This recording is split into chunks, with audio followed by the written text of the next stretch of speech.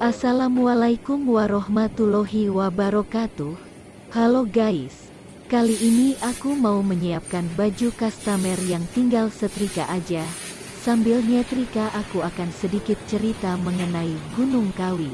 Gunung Kawi adalah sebuah gunung yang terletak di Desa Wonosari, Kabupaten Malang, Provinsi Jawa Timur.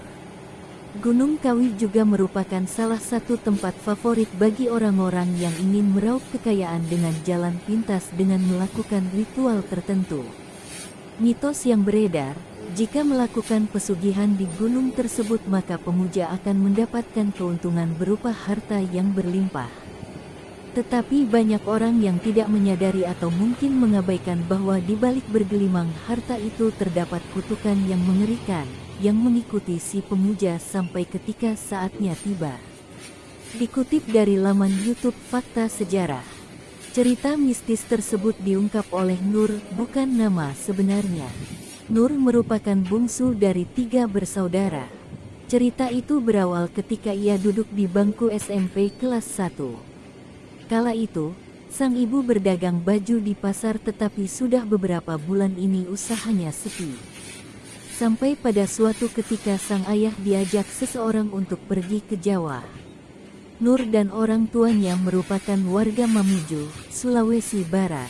Singkat cerita dari Nur, bapak pergi ke Surabaya bersama Pak Joko menggunakan kapal laut karena masih di Sulawesi Barat dan 2 minggu kemudian bapak sudah kembali.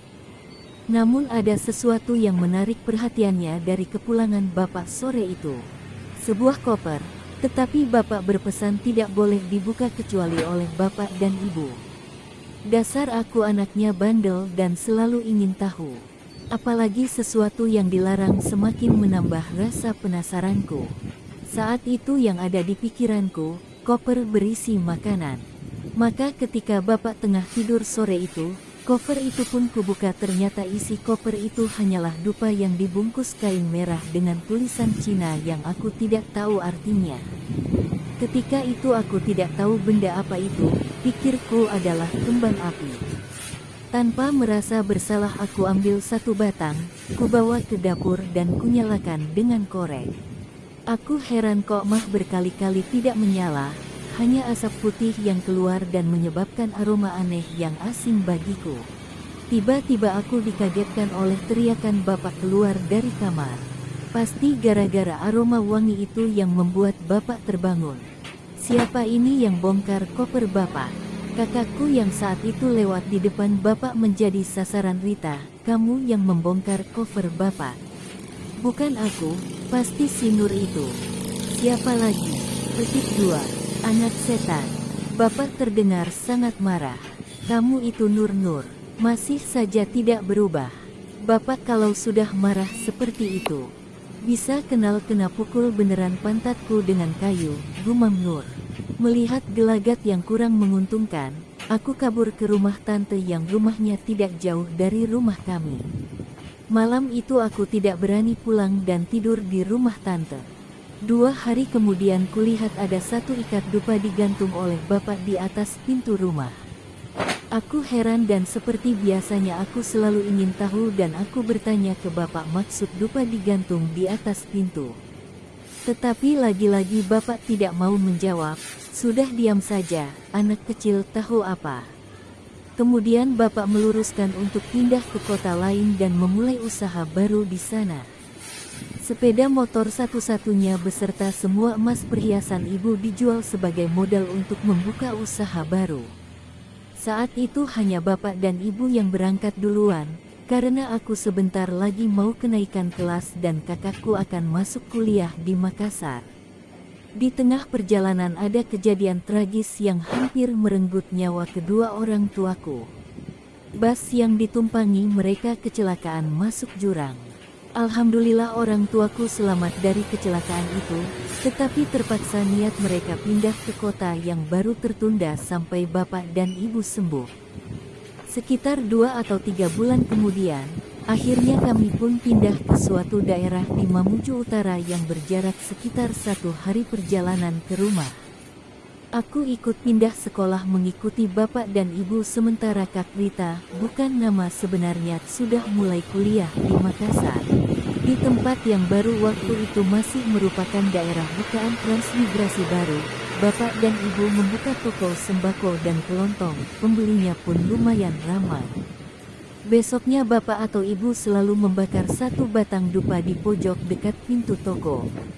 Pada suatu malam aku bermimpi. Saat itu aku ingat malam bulan purnama. Anehnya aku bermimpi kejatuhan bulan.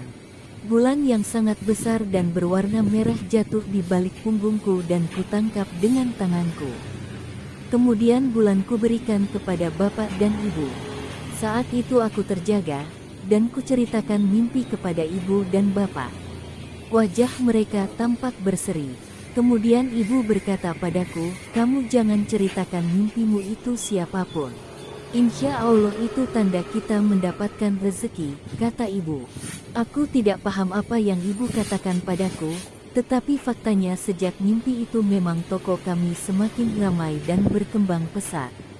Sampai akhirnya bapak mau beli lahan baru yang lebih luas dan dibangun gedung 2 lantai yang cukup megah. Masih ada lahan kosong di sebelah rumah yang juga milik bapak yang luasnya hampir 11 gedung 2 lantai itu. Lantai satunya terbagi menjadi 6 petak yang masing-masing petak memiliki ukuran yang cukup megah. Semua petak digunakan sebagai tempat usaha, tetapi orang tuaku sudah tidak membuka toko sembako dan kelontong lagi. Alasannya karena saat itu bapak membuka bengkel dan toko onderdil motor yang mendapati 2 petak paling ujung.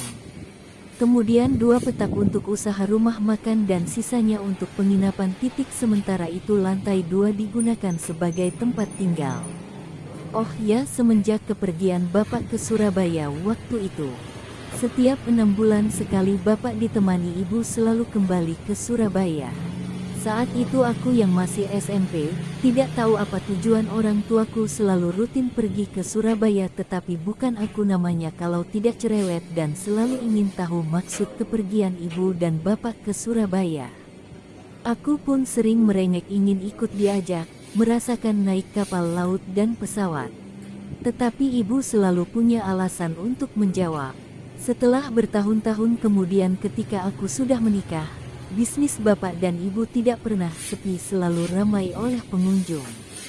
Ketika usaha yang dijalankannya yaitu bengkel dan toko onderdil motor, rumah makan serta penginapan selalu memenuhi pundi-pundi harta mereka. Jika pengunjung dan pembeli berkurang atau pendapatan menurun hari itu, maka besoknya pasti bapak atau ibu membakar dupa. Kadang-kadang juga aku yang disuruh akan membakar satu batang dupa yang diletakkan di sudut samping pintu rolling door toko.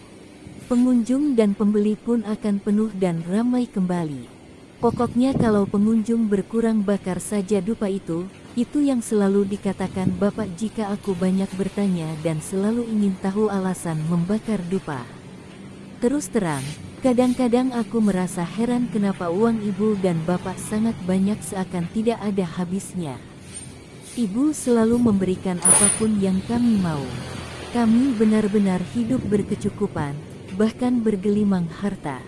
Sebelumnya, kuceritakan bahwa ibu dan bapak selalu rutin pergi ke Surabaya setiap 6 bulan sekali. Tetapi mereka masih belum mau terbuka alasan mereka pergi ke Surabaya.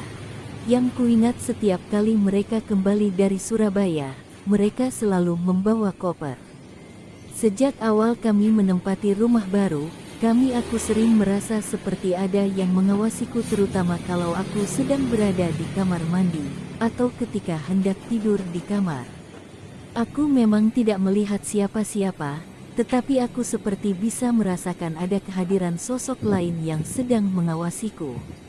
Apalagi aku sering ditinggal sendirian di rumah, ibu dan bapak sering pergi ke kota, kabupaten atau keluar kota, untuk belanja kebutuhan toko. Bahkan kalau mereka ke Surabaya bisa sampai hampir 1 bulan baru pulang. Kejadian aneh yang aku alami selama tinggal di rumah itu adalah selalu ada benda yang terjatuh di dapur, tidak ada kucing atau tikus. Masalahnya di dapur yang jatuh selalu berganti-ganti dan itu terjadi setiap malam. Kalau kutanyakan pada ibu, ibu selalu bilang, udah biarin aja.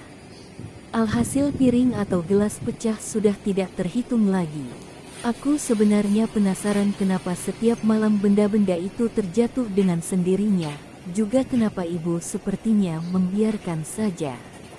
Pernah kejadian, suatu pagi ketika aku sudah mau buka toko tiba-tiba tempat dupa yang terdapat di sudut yang pada saat itu aku berdiri di dekatnya terjatuh dengan sendirinya. Hingga akhirnya tumpah berserakan di lantai itu, tempat dupa itu dipaku ke dinding setinggi 1,5 meter, dan tidak ada orang lain selain aku. Kejadian lain yang tak kalah mendirikan bulu kudukku adalah setiap tengah malam, di dalam kamarku selalu kudengar seperti langkah orang berjalan di atas plafon kayu bangunan atap. Bunyi ketukan-ketukan di plafon yang terdengar setiap malam itu jelas suara langkah kaki orang sedang berjalan. Awalnya jika mendengar suara itu aku langsung lari ke kamar ibu, tetapi lagi-lagi ibu selalu bilang, udah biarin aja. Lama-kelamaan aku pun terbiasa dan tidak ambil pusing. Pernah suatu malam ketika itu aku sudah menikah, aku minta suamiku mengecek atas plafon ketika kami mendengar suara langkah kaki itu lagi dengan menggunakan senter. Suamiku memeriksa ke atas tetapi seperti yang sudah kuduga tidak ada siapapun di atas plafon. Suara langkah kaki orang berjalan di atas plafon juga pernah kudengar ketika masih tinggal di rumah yang lama. Seingatku suara itu mulai terdengar sejak pertama kali Bapak pulang dari Surabaya, dan suara langkah kaki itu sepertinya mengikuti kami ke rumah yang baru. Tidak berhenti sampai di situ, kejadian-kejadian aneh dan ganjil itu terus berlangsung selama bertahun-tahun kami menempati rumah itu. Pada suatu hari, kala itu aku sudah duduk di bangku SMA, Bapak mau bercerita soal kepergian Bapak dan Ibu ke Surabaya, dan tak bosan-bosannya aku bertanya ke Bapak mengenai hal itu. Itu pun cuma sedikit. Di Surabaya itu Bapak dan Ibu pergi ke sebuah gunung, setiap kali ke gunung itu kami selalu memotong seekor kambing. Sudah ada orang di sana yang ngurus semuanya. Daging kambing yang telah terhidang kemudian kami santap bertiga bersama juru kunci, dan juga kami sedekahkan untuk orang-orang yang ada di sana. Di sana banyak juga orang-orang seperti Bapak, mereka ada yang memotong kerbau, kambing, ada pula yang memotong ayam. Cerita Nur berusaha menirukan ucapan bapaknya. Untuk apa sih Bapak potong kambing di sana? Kejar aku penasaran. Tetapi Bapak malah bilang, kamu itu mau tahu urusan orang tua saja. Kalau begitu, Bapak tidak bakalan melanjutkan ceritanya. 10 tahun berlalu, aku sudah menikah dan memiliki 2 orang anak. Si abang sudah kelas 2 SD, dan si adik 3 tahun dari abangnya. Kami tinggal di rumah itu bersama ibu dan bapak, karena memang aku yang sejak awal membantu mengelola usaha mereka. Sementara suamiku berdinas di kota Mamuju yang jaraknya sekitar 5 jam perjalanan. Beberapa bulan terakhir ini usaha orang tuaku bertambah satu lagi, yaitu pom bensin Pertamina yang menjual bensin dan solar. Ini adalah satu-satunya pom bensin di daerah kami, dan bisa habis hanya dalam tempo 2 minggu saja. Dengan bertambahnya unit usaha baru ini, membuat uang yang mengalir seperti tak terbendung tiap hari. Seperti tak ada habis-habisnya. Suatu hari suamiku mengantar bapak dan ibu pergi untuk suatu keperluan ke Palu, Sulawesi Tengah. Di tengah perjalanan pulang saat itu sudah malam dan suasana di jalan sangat sepi kendaraan atau orang. Di sepanjang jalan yang mereka lewati ketika mobil melewati depan kuburan sekitar 3 km dari rumah, mereka bertiga melihat sosok pocong tergeletak melintang di tengah jalan. Mereka akhirnya melewati dengan mengambil jalan agak ke pinggir untuk menghindari sosok itu.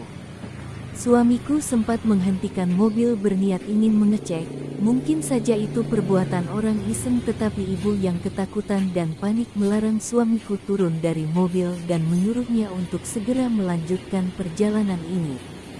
Beberapa bulan kemudian mulai terjadi penurunan omset dari keempat usaha yang dijalankan orang tuaku, yaitu bengkel dan toko onderdil motor, rumah makan, penginapan, dan yang terakhir pom bensin. Dupa yang kami bakar setiap hari tak mampu lagi mengembalikan keadaan seperti dulu. Semua itu berawal ketika ibu terkena stroke dan harus dirawat di rumah sakit selama 10 hari. Bapak dan ibu sudah tidak pernah ke Surabaya lagi karena kondisi ibu yang sudah tidak memungkinkan untuk bepergian jauh. Setiap hari ibu hanya duduk saja di kursi malasnya, diam tanpa melakukan apapun. Hanya jika mau ke kamar mandi dan salat saja ibu beranjak dari tempat duduknya. Itu pun harus ditemani, karena jalan ibu sudah diseret kaki kirinya. Sungguh sedih hatiku melihat kondisi ibu saat itu. Akulah yang menjaga dan merawat ibu, sementara kakak sulungku seperti tidak peduli pada ibu, bahkan tidak pernah datang menengok. Kakak sama sekali tidak mau menyentuh ibu. Aku tidak peduli dengan sikapnya. Biarkan saja, aku masih sanggup merawat ibu. Berbulan-bulan kondisi ibu tidak ada perubahan, bahkan semakin memburuk. Ada bau tidak sedap yang keluar dari mulut ibu. Sementara itu, hasil yang didapat dari usaha yang semakin sepi tidak cukup untuk biaya hidup suami Kak Rita yang hanya bekerja serabutan tidak bisa diandalkan. Oleh karena itu, aku dan suamikulah yang banyak menyokong semua kebutuhan ibu dan bapak. Suatu hari, bapak mendatangiku dan menceritakan semuanya padaku. Itulah aku baru sadar bahwa selama ini orang tuaku melakukan ritual pesugihan di Gunung Kawi. Selama ini aku tahu mereka hanya bilang ada urusan di Surabaya, itu saja. Tetapi yang buat aku terkejut saat itu bapak menawari aku untuk melanjutkan ritual pesugihan, karena ibu sudah tidak mampu melakukannya. Kata bapak, selama ini ibu yang lebih dominan dalam melakukan itu. Bapak hanya mendampingi, sehingga bapak tidak bisa menggantikan posisi ibu. Menurut juru kunci yang selalu mendampingi ritual bapak dan ibu di sana, yang bisa menggantikan posisi ibu hanyalah darah dagingnya harus anak kandungnya. Bapaknya mau kalau aku yang menggantikan ibu. Bagaimana tidak, sejak awal ibu dan bapak tidak pernah melibatkan kakakku itu dalam semua urusan bisnis, baik yang tampak nyata maupun yang bersifat magis. Aku tidak tahu apa maksudnya bapak dan ibu selalu menganggap bahwa aku bisa membawa keberuntungan bagi kemajuan bisnis mereka. Sekarang baru aku sadar kenapa dulu selalu aku yang disuruh bapak dan ibu untuk membuka toko pada pagi hari dan menutup toko malam harinya. Demikian juga waktu menghitung pemasukan setiap harinya. Jika ibu dan bapak tidak berada di rumah bahkan membakar dupa, aku pula yang disuruh. Bagaimana Nur, kamu bersedia? Tanya bapak. Aku terdiam. Aku tidak bisa memutuskan sendiri perkara yang bisa saja akan mempengaruhi kehidupan keluargaku. Karena itu, aku harus melibatkan suami. Aku harus ngomong dulu sama suamiku, meski bapak sangat berharap bapak tetap menghormati keputusanku. Saat itu aku sempat tergoda dengan tawaran bapak untuk melanjutkan ritual pesugihan ibu, karena sejak kecil aku sudah terbiasa dengan hidup yang serba berkecukupan sehingga ada rasa takut jika harus berkekurangan. Tetapi aku bersyukur suamiku melarangnya. Tak bisa kubayangkan seandainya saat itu aku mengikuti jalan bapak, apa yang akan menimpaku dan mungkin juga menimpa keluargaku. Aku pindah ke Pekanbaru, Riau. Suamiku yang dipindah tugaskan ke sana karena itu Kak Rita dan keluarganya kembali lagi ke rumah bapak untuk menjaga dan merawat bapak dan ibu. Tetapi baru sekitar sebulan kami tinggal di Pekanbaru, tiba-tiba bapak mengabarkan bahwa kondisi ibu semakin memburuk. Ada yang terjadi pada ibu. Tidak tega pada bapak yang sampai menangis meminta aku untuk datang menengok ibu. Aku pun terbang kembali seorang diri tanpa ditemani suami dan anak-anak ke rumah bapak dan ibu di Sulawesi Barat. Setibanya di sana, bapak menyambutku dengan derai air mata. Hanya kata-kata yang terucap dari mulut bapak. Terkejutnya aku ketika melihat kondisi yang sangat memprihatinkan. Ibu masih seperti yang terakhir kulihat, hanya duduk terdiam di kursi malasnya. Tetapi kondisinya jauh berbeda.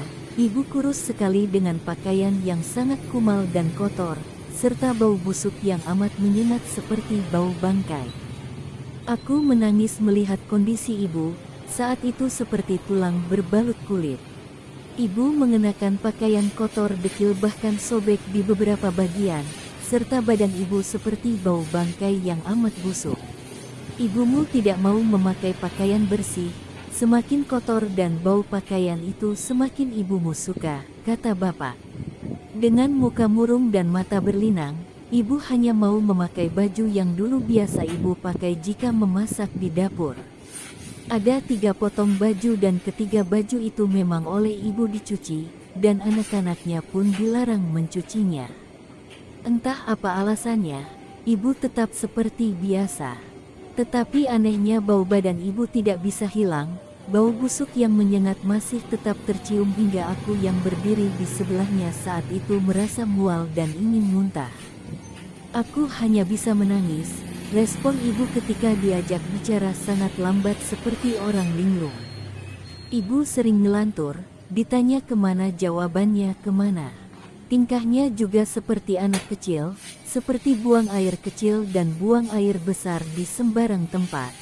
Kami sering bertengkar dengan ibu hanya karena itu tidak mau dipakaikan pampers. Kalaupun akhirnya mau pakai pampers nanti ketika ingin buang air besar, ibu akan melepas pampers itu dan akhirnya kotoran berceceran di lantai.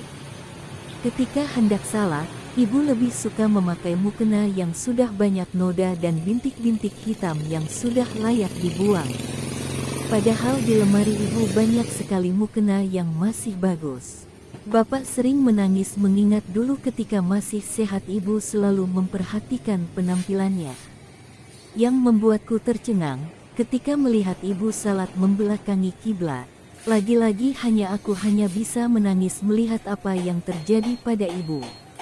Bapak mulai sadar akan kesalahan dan dosa yang telah dilakukannya bersama ibuku. Aku lihat bapak berubah drastis. Bapak lebih religius salat 5 waktu, dan selalu di masjid. Kelihatannya bapak benar-benar sudah bertobat. Bapak cerita, ibu pernah dibawa ke seorang ustadz untuk diruqyah. Sebelum proses ruqyah, ibu disiram air sebatas perut. Dalam posisi duduk di atas kursi dan sebuah ember ditaruh di bawah untuk menampung air siraman, sungguh di luar dugaan. Air yang tertampung di ember berwarna hitam pekat dengan aroma busuk seperti air comberan. Bapak dan kakak ipar yang mengantar ibu sampai mual tidak tahan dengan baunya. Tetapi sepertinya belum membuahkan hasil. Yang pernah dilakukan benar begitu Pak? Tanya Pak Ustadz itu. Bapak sudah merasa tapi bapak tidak berani berterus terang saat itu. Mungkin ibumu sudah terlambat untuk bertaubat nak, ujar bapak padaku. Aku menerima telepon dari bapak, waktu itu aku sudah kembali ke Pekanbaru dan kabar yang bapak sampaikan sontak membuat aku kaget. Rumah sekaligus tempat usaha bapak dan ibu di Mamuju Utara tadi malam sekitar waktu maghrib mengalami kebakaran hebat. Lantai dan seluruh isinya ludes dilalap api. Alhamdulillah tidak ada yang terluka dalam musibah itu, semua selamat dan pada saat bapak menelpon seluruh keluarga sementara pindah ke bangunan kantor dalam pom bensin mini milik orang tua. Beberapa hari kemudian bapak ibu dan keluarga memutuskan untuk kembali ke rumah bapak yang lama. Penyebab kebakaran itu diperkirakan dari api lilin yang menyambar tirai jendela. Kebetulan malam itu listrik padam sehingga mereka menyalakan lilin sebagai penerangan. Peristiwa kebakaran yang menghanguskan rumah orang tuaku itu bukan hanya menyisakan puing-puing, tetapi berikut keanehan-keanehan yang menyertai yang sulit diterima nalar. Seperti yang diceritakan, kebakaran malam itu terjadi sangat cepat untuk sebuah bangunan besar 2 lantai. Hanya dalam waktu yang relatif singkat, kurang dari 2 jam rumah dan toko itu terbakar habis. Tetangga dan orang-orang turut membantu memadamkan dengan ember dan peralatan seadanya. Aku hanya bisa tertegun.